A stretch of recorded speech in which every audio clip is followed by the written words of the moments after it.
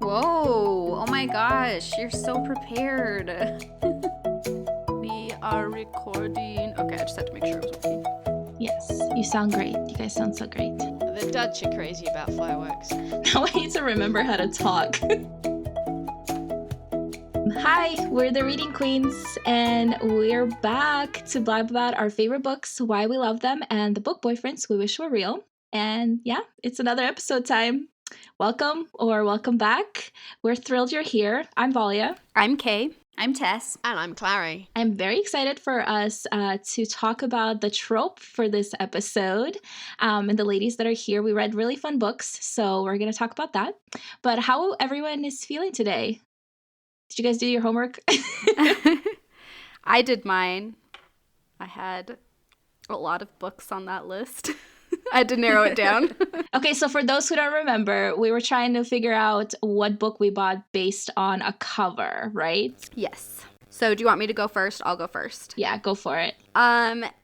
Definitely Aurora Rising was one that I bought this year, and the next book. We talked about this in the last episode, but I just love how expressive the faces are. Mm-hmm. Also, Red Queen, I bought that entire series 100% for the book covers. I love them. They are so pretty. And I just love how they have the light to dark. You know, the first book has the light cover, and then by the end, the fourth book, it has, you know, dark covers. So that's me narrowing it down. I could have said a lot more, but those are the two main ones. Nice. Okay. Did you guys figure out, Clary or Tess? Do you have one? I said the whatever it was last week. Oh, right. The Book of Wraith and Ruins, which I haven't bought yet, but I'm planning to buy because of the cover. I actually bought an ebook of that because it was on sale. And because we talked about it, I was like, oh yeah, I actually wanted to read this.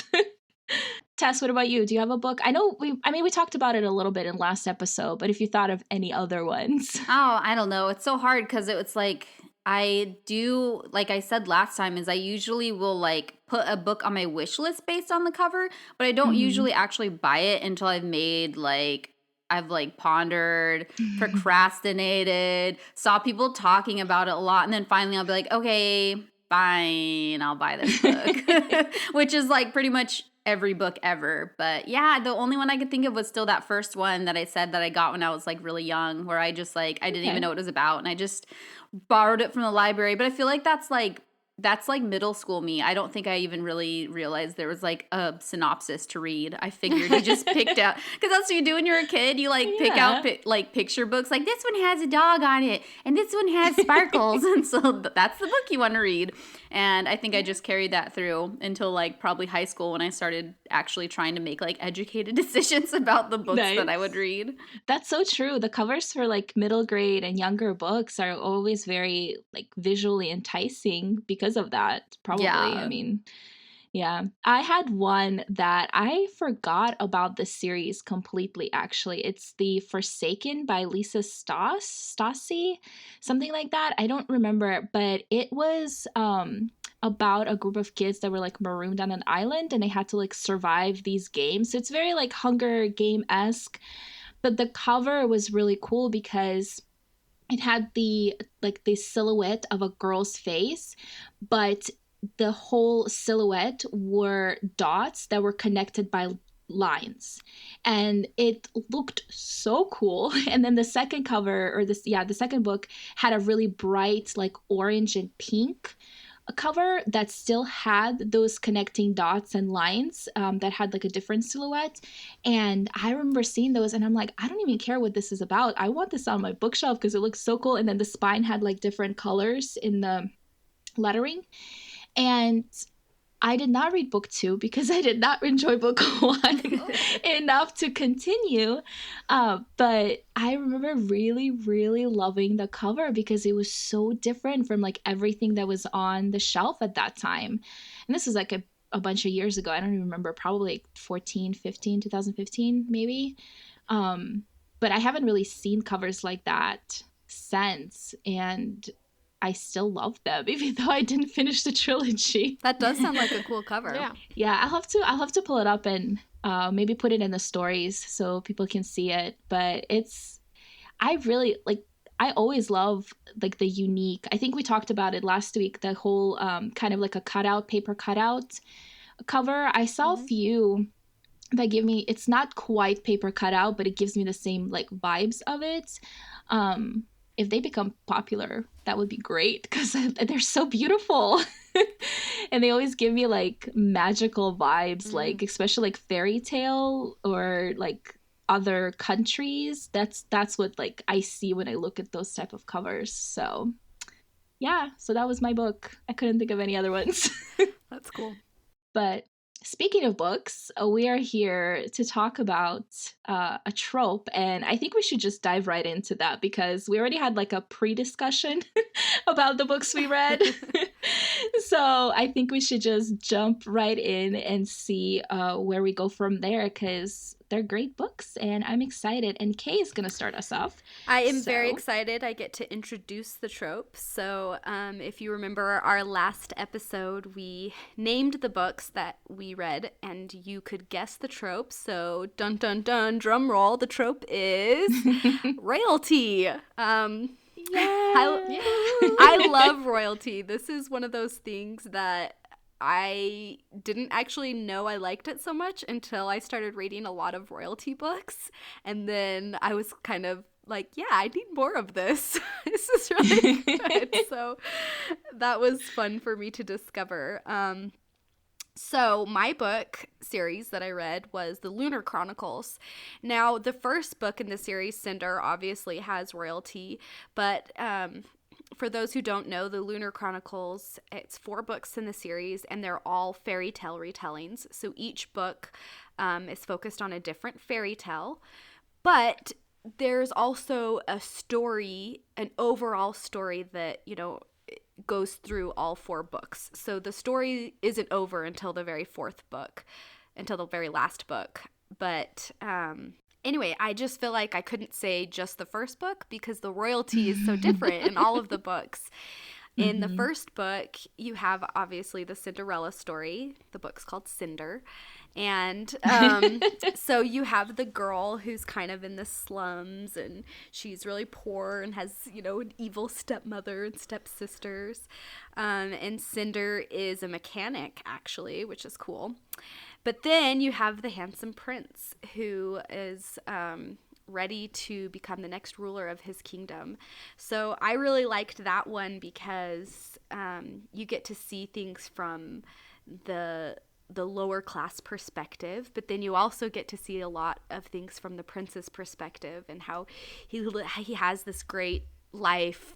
Well, okay, I wouldn't say great life. He has this entitled life, you could say. He has this life of luxury, but then you also get to see the struggles that he goes through and that he really cares about doing the right thing and about doing the right thing for his empire, you know. And so that was really cool. But then, you know, later, the very last book in the series is Snow White, or the last book is called Winter, and that's the story of Snow White. And that has a really different kind of royalty, you know. That time it's the main girl is a princess and she grows up with the pretty dresses and everything. So I just love in the Lunar Chronicles, I feel like it really gives this great balance between having the royalty, having the things we love about royalty, the pretty dresses, the fancy balls, the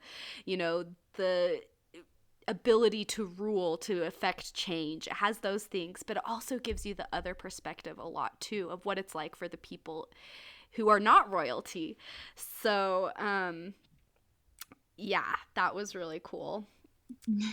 So lots of different kinds of royalties, and you get all the fun royalty tropes. Yeah, it's just the best, and everybody needs to read it. Okay, that's all. Yes, it is your favorite, which is really fun because yeah, when we announced that you're gonna be in royalty, you're like, yes, this is my jam. I have been waiting. No. Yes. which is really fun. I remember reading those books and they were also so different, because I feel like when like Cinder came out, there wasn't really like the retelling aspect wasn't as like prominent as it is now. So it was like exciting to have a retelling of, a fairy tale everybody knew, but also just having like the sci-fi aspects to it, and like just a different type of retelling instead of just like a regular, I don't know, a regular one or whatever. But it was just, it's so different. It is. And I love that it has the sci-fi stuff, because science is my jam. All right, I love science. I love fantasy too. I do, but like I really love science, and and I just love that it appeals to both audiences so well. That it, for people who love sci-fi, it's awesome, and then for people who aren't really into sci-fi, they still love it too, because it has all those fantasy aspects. Yeah, that is really fun to see, like the different takes on like royalty. It's just, we have very set expectations for, like you said, there's like the balls, the pretty dresses, the ruling, all that stuff. But then like you have a sci-fi take, and then like Tess, for example, read something else that has like a different take on it, that she'll talk about it. But it's really fun to see like how different genres or subgenres, I guess, affect the same exact trope and, portray it. But yeah, Tess, do you want to talk about your book? Yeah, so I read The Selection, and this is actually a reread, and the one that I read most recently was I finished the 5-part series with The Heir and the Crown, and this series is like, I love talking about it because I can't talk about how much I love this series without mentioning how much I hate this series. It's one of those ones where like, I'm reading it and I'm hooked and I can't stop reading it, but the whole time I'm rolling my eyes because it's also so stupid, but so good. Like, and I mean that in the best way possible. Like, I know what I'm getting into when I'm reading these books. Like, so let me just first say what it's about before I go off on about like about my feelings about it. So this is a book about royalty, but it's dystopian. So it is about so in this dystopian society, people are divided into different castes based on like the occupation they're supposed to have. And when you're born into that caste, you stay into that caste, whatever. The people in the lower castes are very poor. The people in the higher castes are a lot closer to the royalty. They have more wealth. They have more privilege. And the premise behind this one is basically The Bachelorette in this dystopian America, which is called, not The Bachelorette. Oh, you're right. The Bachelor. Yes, The Bachelor is when the girl is in charge. But no, so this one, the prince, there's like this, the selection is this tradition where the future king or whatever gets to basically have the Bachelor, where women present themselves and get narrowed down to who's going to be the next queen.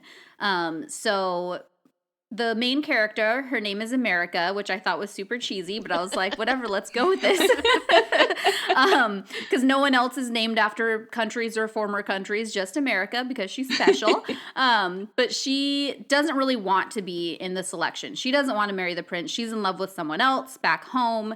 And everybody has to apply, don't they? No. No? No, I think that I can't remember the exact reasons why she was. I think it's mostly her mom just is like, yeah, you're doing this. Yeah, I think it's because like you get money sent back home. Yeah, the longer you're in the competition, you get money sent back home to your family. So she's like, fine, I'll do it. I probably won't get picked anyways. And then she gets in a fight with her boyfriend who's like, I don't want to hold you back. You should, go for this for real or whatever. So she's all like super heartbroken. She doesn't want to marry this guy. She doesn't really want to be in this competition, but she does want to help her family if she can. And then one of the things that happens early on is this is very early on, so it's not really a spoiler, but she admits this to the prince. She's like, I don't want to be here, don't have feelings for you, but I just want the money for my family. And he's like, you know what?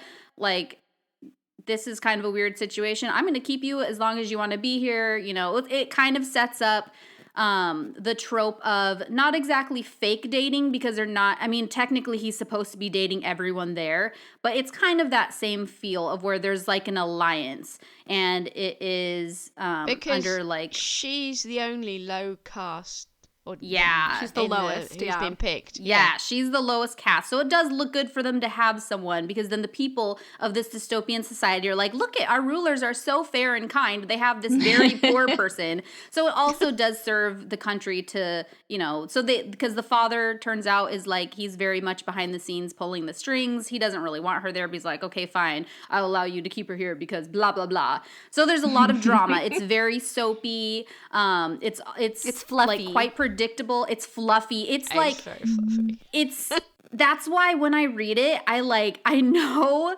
what's going to happen and everything's dramatic, and she gets mad about these things, and I'm like, girl, why are you even mad right now? And then like there's a little bit of a love triangle, and I'm like, why are you having a secret love triangle and getting mad about like when he's going on dates with other people? It's so silly like that, but so good. There's something about these books. Like even the last two, I will say I didn't love quite as much as the original three, because the original three follows America and the prince. And then the next two follows another generation. I won't spoil what it is, but if you looked it up, you'd know what the generation is, of a princess. And I didn't love them quite as much because they didn't have the same, like, from the main character being the lower caste. This one has a perspective of being a princess and having to choose. I didn't have as much fun with that. I still got all the feelings though of being like, I can't stop reading this. This is so stupid. Why are you making these decisions? You're so dumb. Oh my God, I love it. Let me turn the page. It's like so much drama, and it's the kind of drama that you're like, why? But you just love it too. You just eat it all up. Exactly. It's like the kind of drama where you're like, this does not need to happen. You can make this better. But then you're like, but I mean, I'm here for it, so let's keep going. It's fun. It's a really fun read. It's like every reality show. Like that's why people watch The Bachelor and Bachelorette. Like, you know what's gonna like, you know it's just gonna be drama. You're gonna be mad at every decision, but you like can't look away. Yeah. So it definitely has all those feels. It doesn't have as much of the like the thing that I liked about it around then, because when I first started reading these books, I wasn't really into anything that was smutty or went a little too dark. And that is also the nice thing, is the romance in it does stay in the fluffy side. And I will say now I like things, I do like a little more smut than I used to, but this is a really good series where if you want the romance and the drama, but you don't want it to be like super steamy, this is that series. Like it's still has all that drama, but you don't... It's innocent in that kind of way. It is. Yeah, so I think that's cool because it's very specific. It's a sweet romance with lots of drama and characters you want to slap upside the face, but you want to see what they do next because you know it's going to be something dumb. In the best possible way. In the best possible. No, seriously, like I say how, like I'm so annoyed when I read them, but it's like I do not have a lot of series that are like that. If there's a series that I'm annoyed while I'm reading it, it's because I don't like the book. But these, I'm annoyed while reading it, but I do enjoy them. I really like them. And that is rare. I can't even think of another series that I can say that about. That's funny.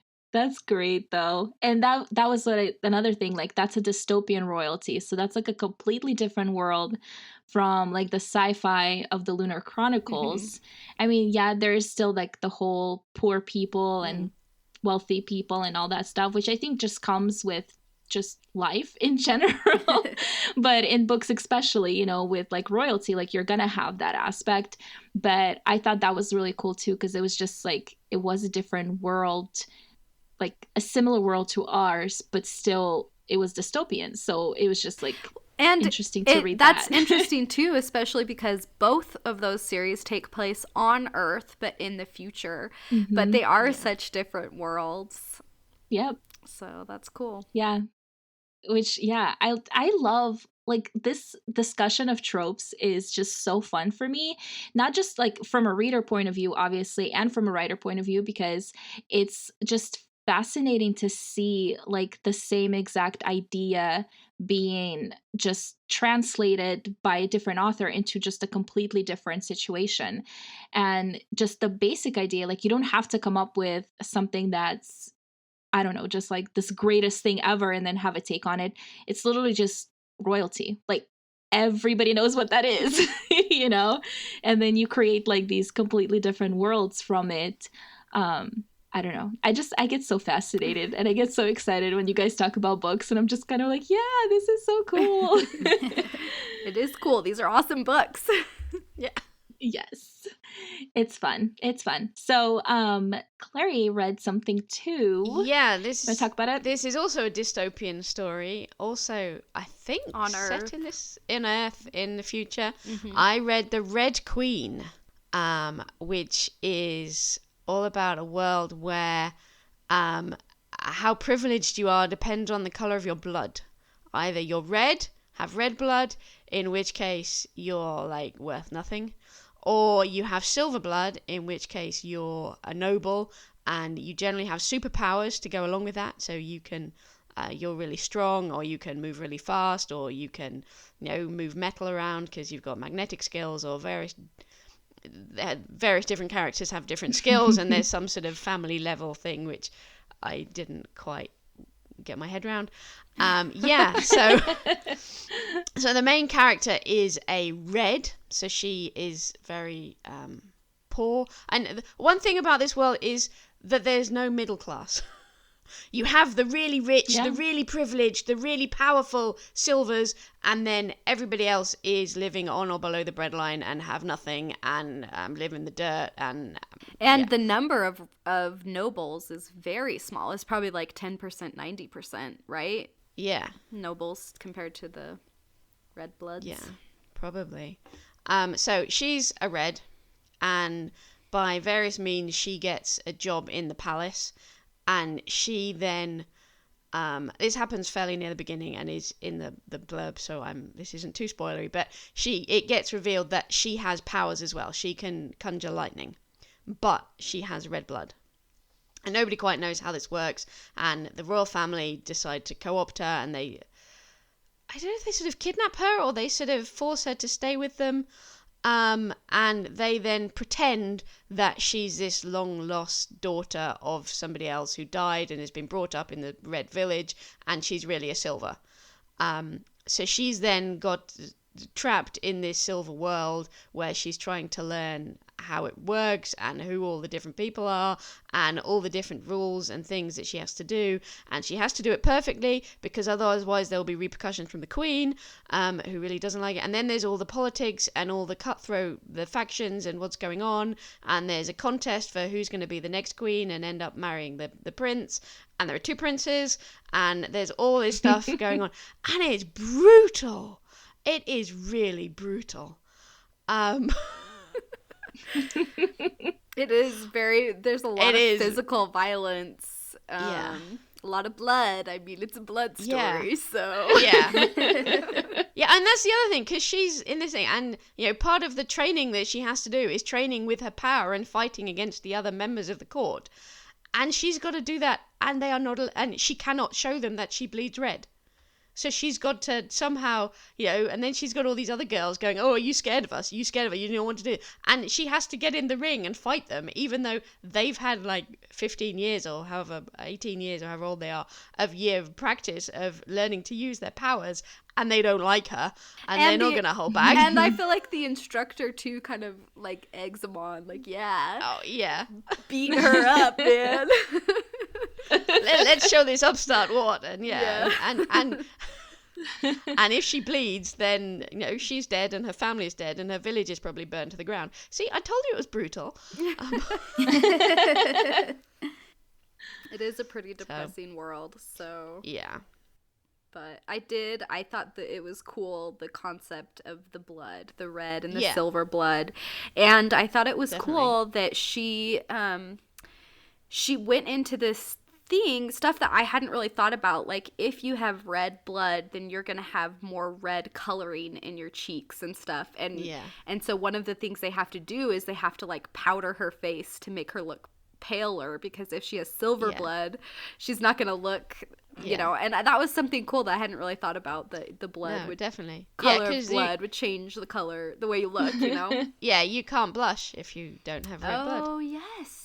Yeah, and I think it's not just her face they have to powder, but they have to paint all of her skin that's showing. So if she's wearing like a strappy dress, they've got to paint all of her arms and everything. So yeah, it was quite interesting. Yeah, and then there's rebels, and does she help the rebels, or how much does she help the rebels, and things. Yeah, it's an interesting politics, world. Lots of politics. Intrigue. Yeah, lots of backstabbing, and who do you trust? Betrayal, and do you trust the right? But lots of betrayals. Yeah, betrayal's a pretty big part of the royalty trope. Also, most royalty and the intrigue. I feel like it's not a royalty book unless you've got that betrayal and intrigue. And rebels. That's a good point too that you brought up, like factions and rebels. I didn't even think about that for the selection, but because it's such a fluffy story, but there is like the side plot of the rebels. The unhappy rebels, and I haven't read too far into the Lunar Chronicles, only read the first book, so I don't know how much that plays in that, but I do think that like unhappy factions and like people unhappy with the government plays a big part in a lot of royal books. Yeah. And often you can then get, you've got the royalty, and then you've got various different noble houses that are then competing for favor and trying to be, if there's a prince, who's going to marry the prince? We want to push our daughter there, so then we get more power than all the other houses and things. Ooh, I love that kind of intrigue. Yeah. I'm obsessed. Just for some reason, have been obsessed with like the history of the Tudors, like Henry VIII and like his wives.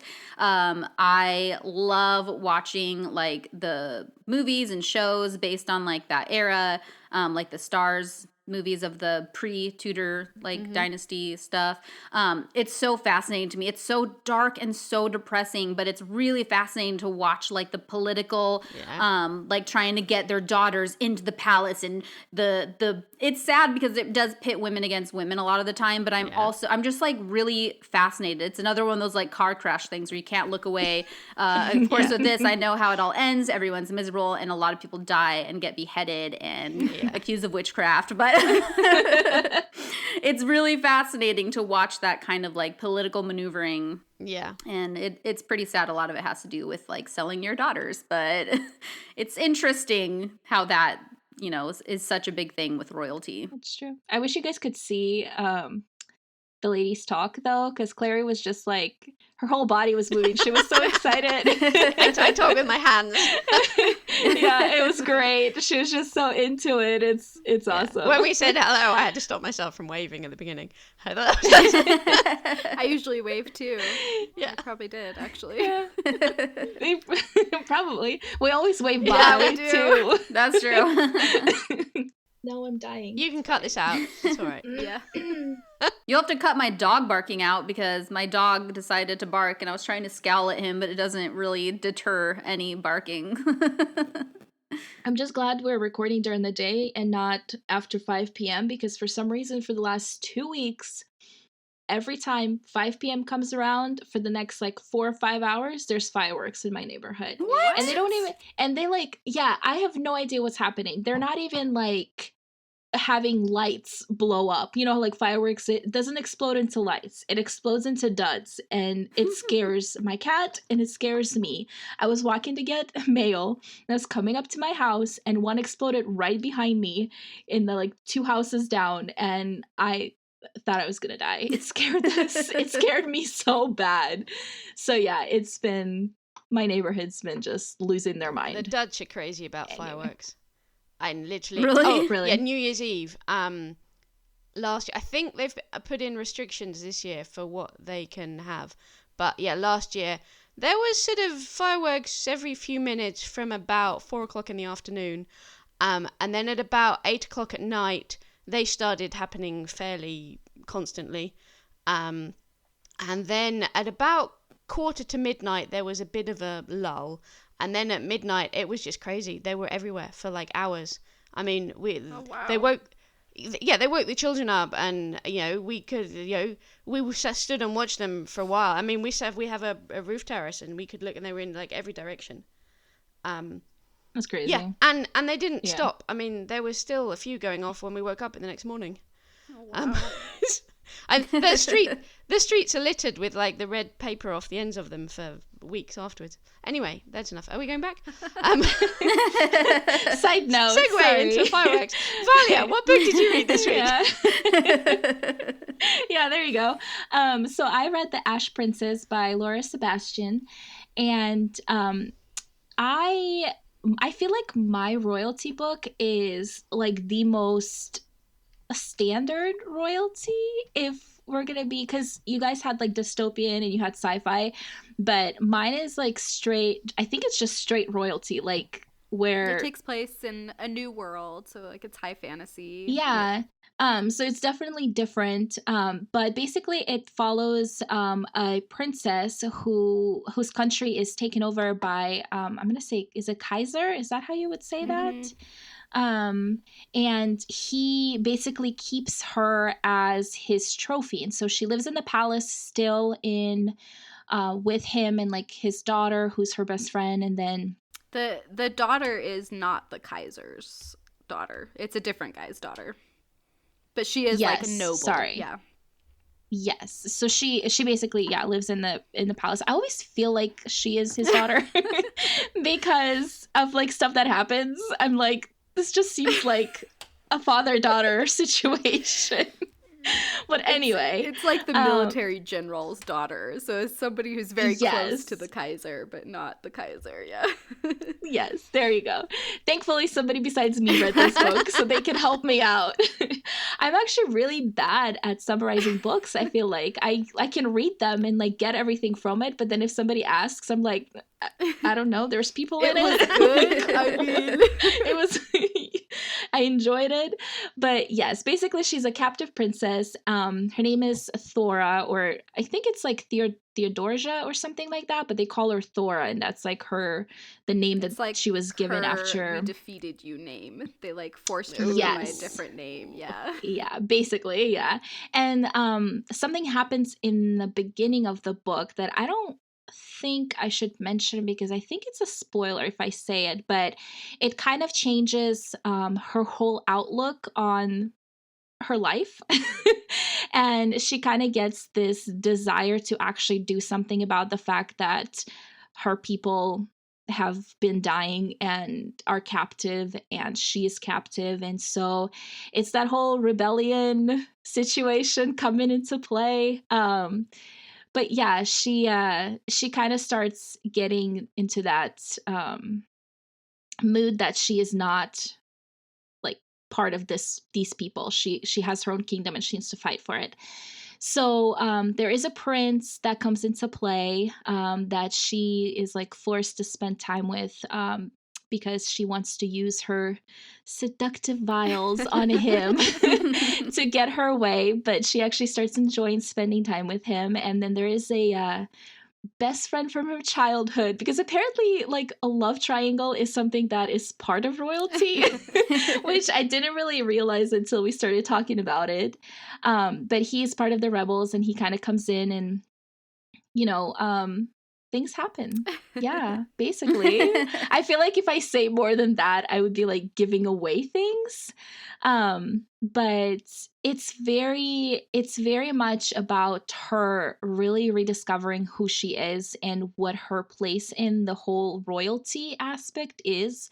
Like, she is the crown princess, and these are her people, and she is the only one left alive that can lead them. And so she really has to figure out like if she's gonna fight for her country, basically for her kingdom, or if she's just gonna be married off or whatever. And I really enjoyed that aspect because I liked seeing her develop as a character, because in the beginning of the book she's very much like, yeah, I live here, but she does what she's told. She slides into the shadows. She's just, right, passive. Yeah. And then exactly, passive, that's a good word for it. And then even like becoming best friends with like the general's daughter, like, that's her thing, and like she's just part of it and whatever. And then when things start happening, she just really has to make a decision whether or not she's gonna be who she was born to be, or if she's just gonna sit around and do nothing.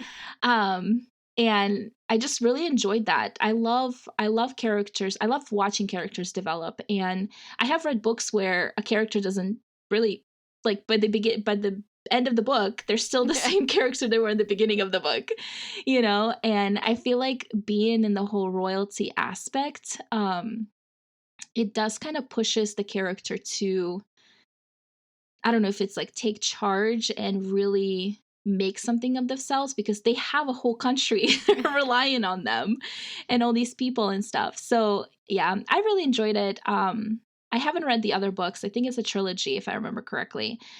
So I haven't finished. There is like a cliffhanger or like a big reveal at the end of the book as well, which wasn't really a big reveal to me, but it was interesting enough that I'm like, okay, like, yeah, I probably should like read what happens next. But I was not enjoying the love triangle aspect of it at all. So I was like, I don't know if I want to keep going. But yeah. And it is kind of I wouldn't say dark, but it is kind of brutal, because like she gets like whipped and she gets punished, and there are parts that are like kind of a little bit darker, because you have to think of like she is captive in this kingdom, and so when Kaiser decides to punish her, he punishes her in pretty terrible ways, even with like what happens in the very beginning of the book. So it's not like a light, fluffy royalty story for sure. But yeah, I enjoyed it. I liked it. And I love the cover on it. It has like the crown and it's very pretty. Those crown covers, they get us every time. Yes. Exactly. Yeah, I really liked it. I actually am reading it right now, so I haven't gotten to the big reveal yet. Now I'm curious to know what it's going to be. My bad. No, I don't know what it's going to be, so it'll be fun to discover. I love the Lost Princess trope. Like, of every trope that exists, that is my favorite. I love it so much. Yeah. So anyway, Ash Princess doesn't necessarily follow that, because she's not really lost. She's living in the castle. Mm-hmm. She knows who she is. She's born to be queen, and these people just come and take that all away from her. They kill all the, whatever. Right. They're taken over. But I feel like it has a lot of the same flavor as the Lost Princess trope, that it's like she has these people that she has to save, and she's the only one who can save them, but doing so is not going to be easy, is not going to puts herself at great risk, I guess is what I'm trying to say. Right. And yeah, it's cool. I liked that aspect of it a lot, that it's kind of a Lost Princess story a little bit, so that was fun. Definitely a lot of like political intrigue though. Like they've really just go into about who's gonna marry the prince, right? Oh yeah, that was a big one. But yeah, I like that too. We definitely are gonna do the Lost Princess trope, because I love that one too. I think it's really fun. I feel like there's a lot of like little subgenres in the royalty that we can really dive into dissect. More, yeah. Yep. Which is really fun. But yeah, I mean, I like that book a lot. I enjoyed all of these too. So it's really fun to discuss them, like, from different perspectives, obviously, because everybody has a different experience reading the same book. So it's just like interesting. But we do have some books that are similar. If you guys need more of these types of books, we have some recommendations for you. So Kay, you want to start us off with that? Yes. Okay, this one has excellent royalty, lots of intrigue and stuff. I love it because it's high fantasy, so it takes place in a different world, whatever. And I just love, anyway, there's a lot of cool political intrigue. It's just a great one, okay? It is called The Lilac Plague by Kristen J. Dawson. Okay. That's it. Yeah, that's a really good one. And you guys met Kristen. Yeah, she's part of our little reading queens. Yep. It's a trilogy, and the trilogy is complete, so always good for those of you who like to wait until it's done. Yes, perfect binge. Just read the whole thing. They're great books, and they're very very involved, which I think is just like awesome sometimes, just to like really get yourself into a world. Not a light fluffy read at all. It's very dense and it's cool. It's the second book is, I haven't read the third book yet. I am slacking, all right? That's on me. But the second book was really cool too. It takes things, it's just good. I can't give anything away, so. That's it. It's just good. Just read it. It's fine. You'll know. Exactly. Well, there you go. Tess, you had one too. Yeah, so the one that I'm recommending is a royalty book that has a little bit of the selection feel to it because it's another contest for who's going to marry the prince. But it also has a fae twist as well. It is called Royally Hitched by G.K. DeRosa. I've read all three of them. This one was a little stressful for me because it does have a love triangle, and love triangles stress me out. This one was even more stressful though because the love triangle is between sisters, which was like the first time I'd read that. It's usually a girl and two guys, which stresses me out, but like two sisters and one guy, I was really stressed out. There's even a part where it's like it gets a little, like, disturbing is probably the wrong word, but I really like that they play it. They mention it. So it's not like it's trying to act like it's not, like, kind of a weird, creepy trope of, like, two sisters liking one guy. They call it out. And so I liked that about it, where it wasn't trying to act like that's normal. It was like, this is weird. This is not okay. And that's not too much of a spoiler. It's pretty obvious right away that it's like two girls who are into the same guy. And it's one of these books where, and this is very common for me, where I read the first one and I'm like, okay, that was all right. I'll probably read the next one.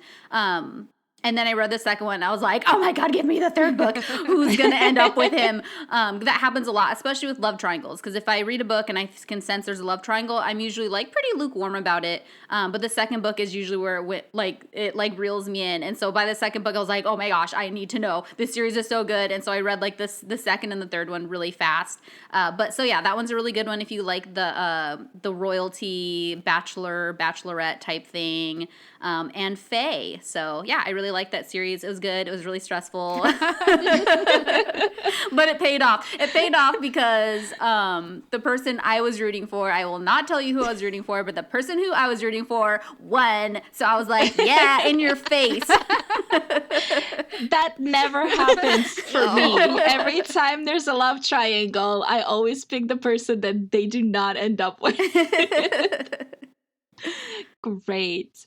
That I have that on my Kindle as well, actually, because I think because of Faye, actually, because we love our Faye. Yes. So I picked it up, and I'm like, oh, this is like this election bachelorette situation. So I need to check it out.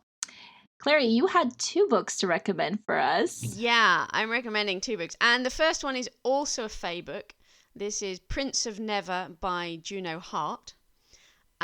So this is another fantasy story, and the main female character is a girl from our world who gets transported into Fairy, where she meets a Fae prince who has a curse on him, and he's got a manipulating mother and all sorts of fun things.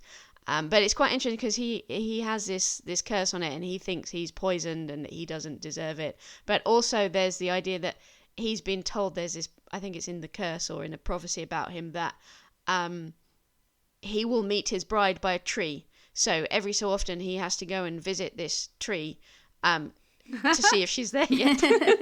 Okay.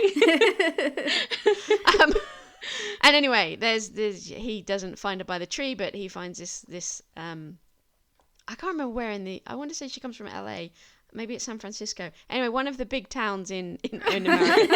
Listen to me, I'm not in America.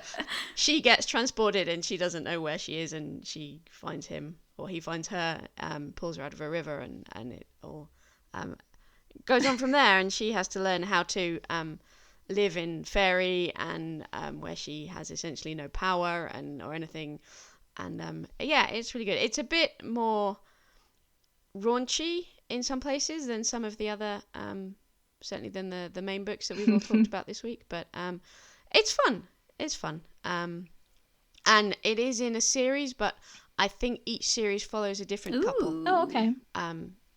So I think the second So series... their story is over by the end of that book. Yeah. And I think the second book then follows her cousin. Okay. Yeah, it's a fun book. The second book I wanted to mention today is called The Frost Eater, which is by Carol Beth Anderson. And this is another fantasy story. Yeah, it's a fantasy story. I think if you read the prequel, you see how it is this world or another world, but damaged and very far in the future or something. But essentially, in this story, in this series, it is a fantasy story. It's a completely fantasy story, and some people have magic, and they power that magic by eating something relevant to their magic. So she's a frost eater, so she has to eat ice, and then she can magic ice things. And you have other people. That's really cool. Yeah, it is quite cool. That would be my power. You have other people. Yeah, well, you have other people who can fly, but they have to eat feathers. No. That's interesting. Feathers are covered in diseases. Maybe they clean them first. Yeah, maybe they do. Anyway, okay, it's fine. you also have people who can make plants grow, but they have to eat bark. Oh, interesting. Bark. I would rather eat bark than feathers. Just saying. I'd go for ice. Ice is better of all the things. Or you have some people who eat stone, and then they can make stone walls and things. That's cool. Interesting. So, yeah, it's really cool. So the main character in the story is a princess who eats ice. She's got ice magic, and she meets this boy who can fly, and he's looking for his girlfriend, who's gone missing, and she decides to hook up with him and help him, and they get into all sorts of adventures together, and there's all sorts of things going on. And the third book in the series is just about to come out, and I'm so excited. That's cool. Clary is also jumping up and down. Yeah. That is a really cool the visual. magic system. I like that idea. Yeah, that's very It unique. is. Get the magic. I've never seen Yeah, that before. she has a whole I can't talk. Too excited. She has another series called the Sunbless Trilogy, where what magic you have depends on what way up you're born. Where it's all about midwifery and things, which is really kind of cool. Oh. And if you're born facing the sun, then you're blessed with magic, or you can be blessed with magic. And the different characters have magic in different parts of their body. So some of them have magic ears and they can hear better, or they have magic legs and they can run faster, or different things. That's pretty cool. That sounds cool. I'm gonna have to check her I out. I haven't read anything by her. We're like, well, That my sounds TBR fun. just grew longer, as I always do. Once again, I'm not gonna get through like any I of these know. books by the end of 2021. Our listeners, you will have to read them for us. Yes, there we you will go. live vicariously through you. Yes. And we'll get through as many as we can. Yeah. I do feel like I am finally like getting back to reading a little bit faster than I was, because I feel like at the end of 2020 I just kind of like paused. I like just stopped reading, and just because everything was like I had to get stuff done and prep for 2021 and all this stuff. But I feel like finally I'm like in the mood where I'm like, oh, I can actually get through like a Kindle book or a paperback or whatever without it being 3 months for like a 300-word book. Yeah, which is ridiculous. So I'm like really hoping to get through some of these that I've been like saving up, and the first half of 2021. Maybe by summer, maybe. let's just make it like a wide TBR goal. By summer. But yeah, that was fun. Those are great books, and I hope you guys enjoyed listening us discuss them. In the next episode, we're gonna have some familiar voices making a comeback, and you will get to meet the last new queen, which we're so excited for you to get to know all of us. So I hope you guys follow us on Instagram and have been enjoying the weekly posts about the different queens and the look into their lives and such. And hope you keep coming back every week, because we're here. and we're talking books. And actually, let's go ahead and tell people what we're reading this week. Kay, do you have a book? Well, as I mentioned earlier, I'm finishing up Ash Princess, so I'm excited about that. But then I'm reading the novella, the Carden novella that goes with the Cruel Prince series. So I'm actually pretty excited about that one. I bought that 100% because of Bookstagram. I was like, I don't need to buy that. And then I kept seeing it and I was like, that's it, I'm buying it. So I'm excited to read it. Nice. Tess, what about you?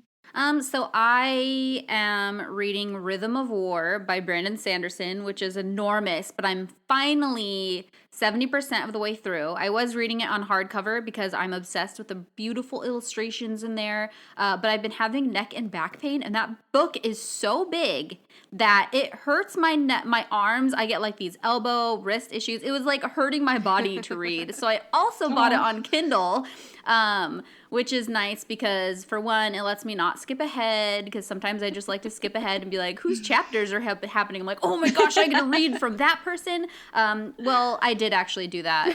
I did that for you don't do it as much with Kindle. I don't know. I don't do it as much because usually when I feel like taking a break. Isn't that what bookmarking's for?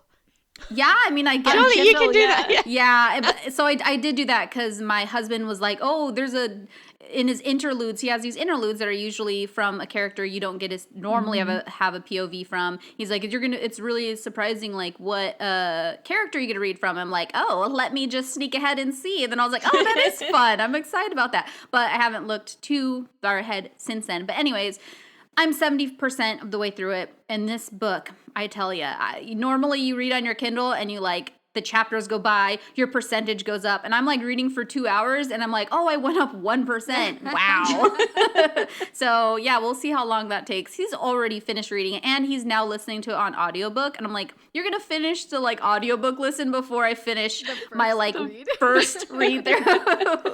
But I'm trying because I have so many other books I want to read. Yeah, the never-ending problem that we have. Yeah. But Clary, what about you? Do you have a book you're reading this week? I'm about halfway through reading Winter from Lunar Chronicles. Cool. Kay got right up excited. I'm also challenging myself because I'm reading the series in Dutch. Oh, cool. I live in the Netherlands, so I'm reading it in Dutch. That's which means awesome. it's taking me longer than it would do if I was reading it in English. That's cool, though.